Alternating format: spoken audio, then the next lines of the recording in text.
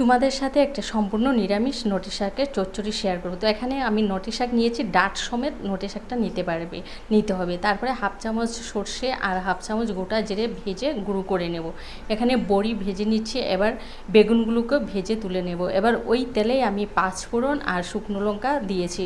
এবার শুকনো লঙ্কা দেওয়ার পরে 1 চা চামচ আদা বাটা দিয়ে আদা বাটাটাকে ভেজে এবার কুমড়ো আলু দিয়ে এগুলোকে 5 মিনিটের মতো ভেজে নেব। এবার 5 মিনিট ভেজে নেওয়ার পর নুন, হলুদ আর কাশ্মীরি লঙ্কার গুঁড়ো দিয়ে তারপরে দিয়ে দিয়েছি শাকগুলোকে দিয়ে 5 মিনিট ঢাকা চাপা দিয়ে রেখে দিয়ে দিচ্ছি 4-5টা চেরা কাঁচা লঙ্কা দিয়ে ভেজে তারপরে আবার দিয়েছি ভেজে রাখা বেগুন, চিনি দিয়ে আরও 3 থেকে 4 মিনিট কষিয়ে নিয়ে এবার দিয়েছি ভাজা যে মশলা, সেই মশলাটা আর 1 চা চামচ সর্ষের তেল দিয়ে এবার শাক দিয়ে মশলাটাকে ঢেকে 3-4 মিনিট ঢাকা দিয়ে কষিয়ে নেব। তারপরে ভেজে রাখা বড়ি দিয়ে ভালো করে 2-3 মিনিট ভেজে নিয়ে নামানোর আগে ভাজা পোস্ত দিয়ে নামিয়ে নেব। এই শাক চচ্চড়ি একবার তৈরি করে খেয়ে দেখো, খুবই সুস্বাদু হয়।